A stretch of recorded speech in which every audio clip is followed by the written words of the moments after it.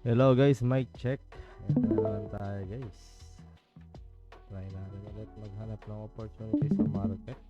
Today is March 5, 2025, 5:07. Matinitin lang tayo mga coins ngayon. Try ko lang din yung strat natin. As usual, minark natin yung previous daily high and low. Tinitingnan ko itong SUI. Itong Trump coin, tinitingnan ko rin for possible continuation. Kasi kahapon nag-break siya eh. Nitong consolidation na to. Nag-long ako dito. Kaya lang hindi siya nag-reach. Na break even lang ako. Dito sa area na to. Kasi ito yung tinatarget ko sana. Nung nag 1:1 na ako dito, binrek even ko na. Kaya nag-reverse. Dumire-diretso pababa dito. Tapos umangat siya doon yung tinap. So sa SUI guys, mukhang magbe-break above siya na itong 80 session natin. Try ko mag-enter lang dito. Okay. Kaya retargetin yung previous daily high.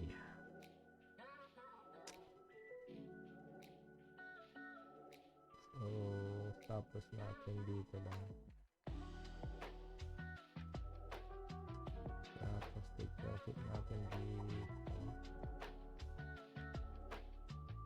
Ito flag pattern din kasi siya guys, kaya nagkaroon ako ng medyo bullish na sentiment dito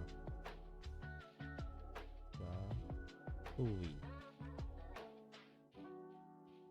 So ang value ng position natin guys is $9.25 lang. Tignan natin kung itutuloy-tuloy niya yung pag pump.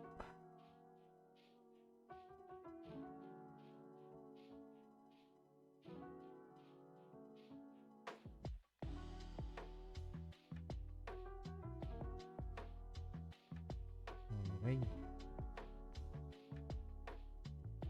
Hindi ko pa siniset yung stop loss natin. Pag in-stop loss natin dyan, $2 loss na tayo possible. Pero pag nag-win naman tayo is $8. Okay, panoorin natin tong trade na to guys. Kaka-open lang ng 5 o'clock. 1 hour candle.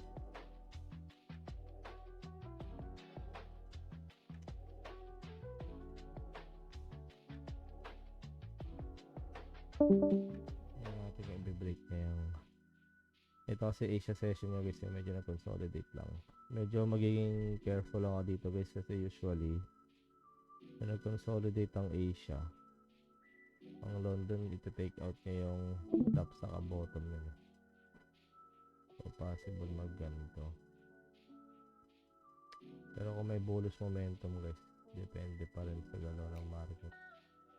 Possible siya mag ganyan.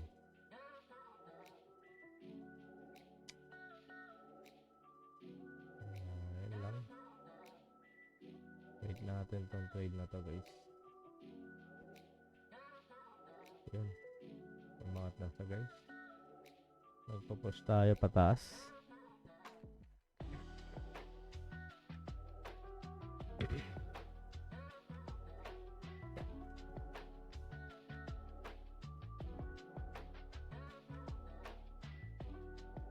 Up tayo na $1.30.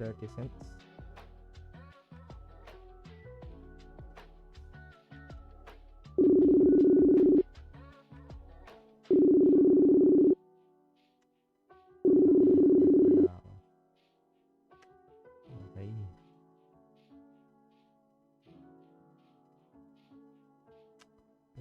Pushing tayo. Medyo maganda yung volume natin. Sana magtuloy-tuloy.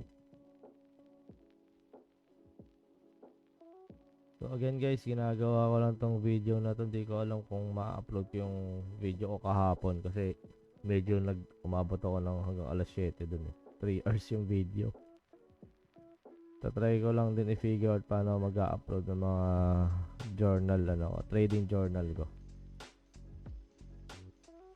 So again, di ko pinopost to para manghikayat mag-trade ng futures sa crypto.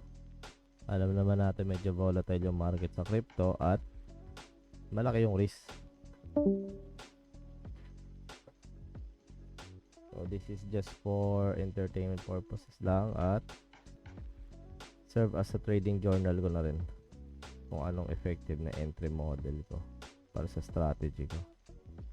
So basic lang naman yung strategy ko guys. Minamark ko yung previous daily candle high and low, opening range, Asia opening range which is the first 15 minutes ng market, opening range din ng New York, ito opening range pala ng London which is ngayon.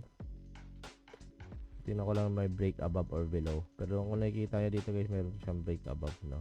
Kaya nag-enter tayo dito tayo sa double confirmation natin is nag-break tayo sa above ng Asia, nag-break din tayo sa above ng London. Ayan. Okay guys, malakas yung buying pressure. Sana magtuloy-tuloy. So sa ganito guys, again, kung magwa 1:1 tayo, i-measure natin yan, 1:1. 1:1. So dito guys, pwede na mag-break even dito guys. Halos 1:2 na nga to eh. Antayin na natin mag-close yung candle. Mag-break even tayo. Yun lang is part of my risk management lang guys. Kasi anytime pwede naman mag-reverse yan eh. Sabi ko nga, usually pag nagko-consolidate ang Asia, may sweep sa taas at sa baba yan during London. Pero since malapit tayo dito sa previous daily candle high, tingnan natin kung gagawin ng market yung expectations natin na pwede niyang gawin.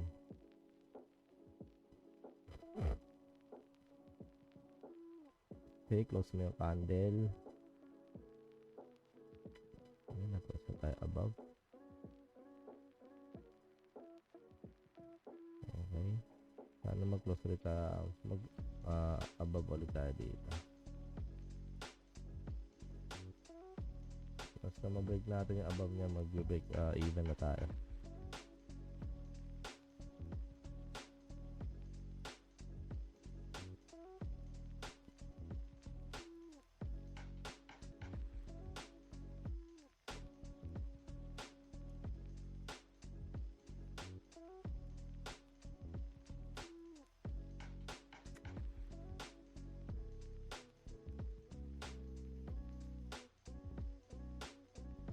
Natin sa lower time frame natin.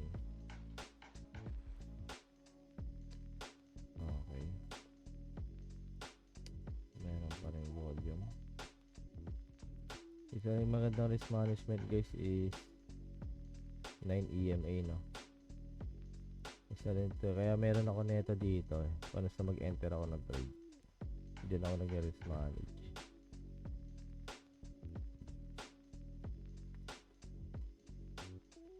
9 or 21. So once na nasa taas pa rin siya, hindi siya nagko-close ng 9 EMA, hold ko lang yung position. Pero nagkakaroon na siya ng rejection dito guys.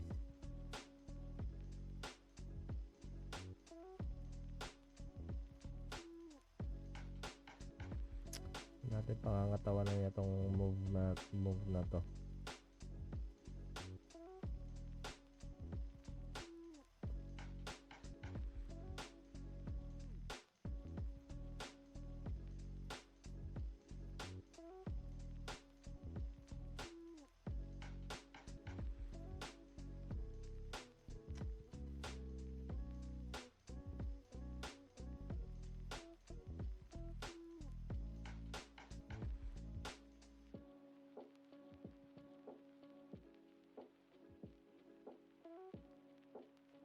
waiting lang.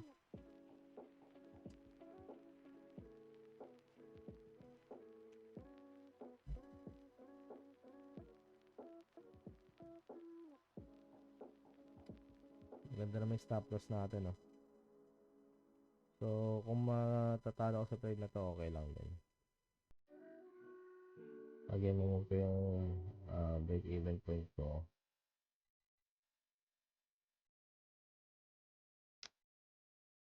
Tingnan natin kung magbe-break tayo dito. Pero kung hindi, hold ko na yung position. Either kasi mag-retest pa yan, bago siya umangat ulit. Baka madali yung stop loss natin.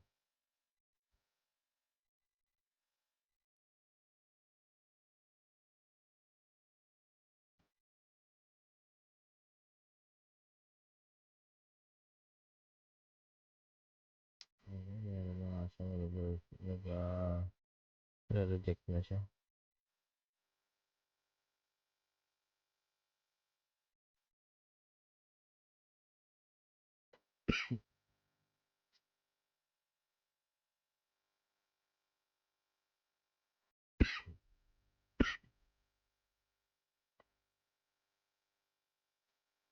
So, sustain kaya niya yung move niya above.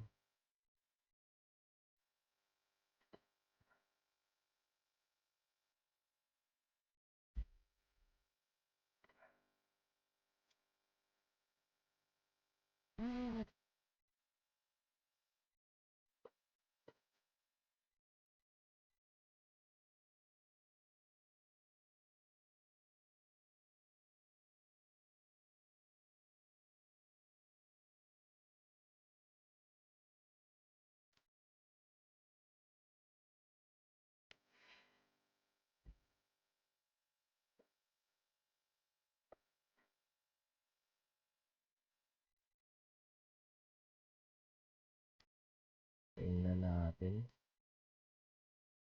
Nag-push sa 15 minutes natin ang medyo bullish siya.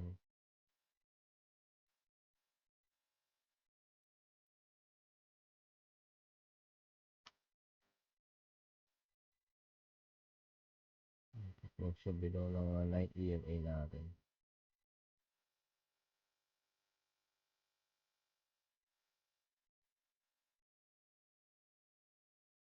Ito yung candle na yan.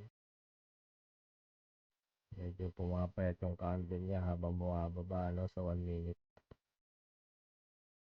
Ibig sabihin may pumapasok na bumibili ng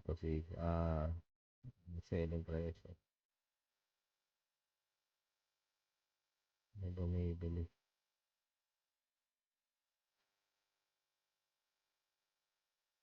Close above mo lang ulit dyan sa 9 EMA.